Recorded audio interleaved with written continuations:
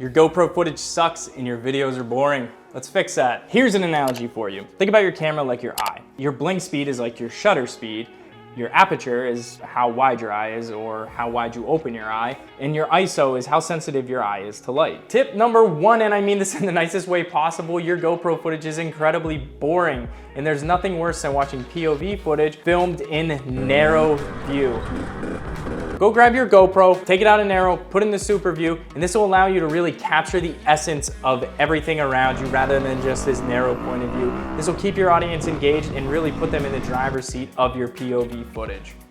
Have you ever been watching GoPro footage and then all of a sudden the person starts moving and it goes from like decent quality to really grainy and bad quality? This is because of bitrate. So many people use by default the low bitrate. All you have to do is switch that setting over to high bitrate and it'll allow you to capture a much better quality image. Moving to high bitrate will increase the file size of your video because it's saving more data, but really in the digital age, is that really that big of a deal? It's a very simple change that'll add a lot of quality to your video. Bitrate is not the end all be all for image quality. It does have diminishing returns. If you double your bitrate, it's not going to double your image quality. However, it will enhance it greatly. So go ahead right now, grab your GoPro, flip it over from low bitrate to high bitrate and enjoy that crisp quality footage. Just do it. EV comp or exposure compensation can be really useful when filming in uneven light conditions. GoPros blow up their EV comp by default. As an example, imagine you're filming someone from a distance standing underneath a street light in a dark night. The camera will try to automatically create the best image by trying to make the darkness brighter.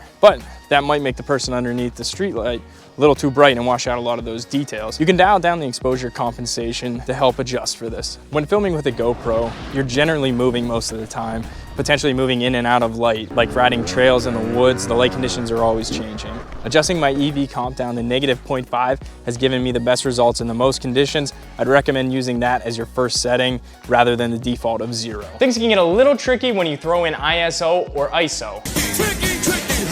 EV comp works within a specified range, and it's not going to have any effect on your exposure if you've already hit that floor or your ceiling. On newer GoPro models, the ISO range actually goes from 100 all the way up to 6400. This ISO setting refers to the sensitivity of the light hitting the sensor. Now in darker settings, you're actually going to want to have a higher ISO to allow your sensor to react more to the light. This sounds great, and you should probably just max out your ISO all the way up to 6400, right? Wrong! The higher your ISO, the further away you're getting from optimum image quality. A very high ISO setting can actually result in washed out colors or very grainy footage. In very bright conditions, say a sunny day, an ISO setting of about 100 is going to give you a much better image than say an ISO setting of 3200 where it's going to completely overexpose that image. For me, a typical day of trail riding or motocross riding where I'm going in and out of the trees or say the clouds are moving around, changing that light a little bit, I typically go with an ISO max of 400. This will allow me to capture most of my settings, including the shadows, without damaging my image quality. Play around with these settings and see what works best for you. I think that ISO of 400 is actually a really good place to start for most riding conditions. This is by no means a comprehensive guide because there's so many other factors like shutter speed, white balance, color profile, shooting in RAW,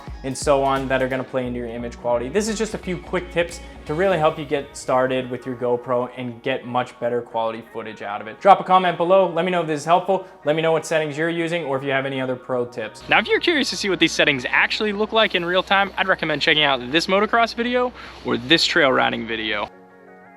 Focus. What do you think? Does this work? I don't know. Do I even know what I'm talking about? A little bit.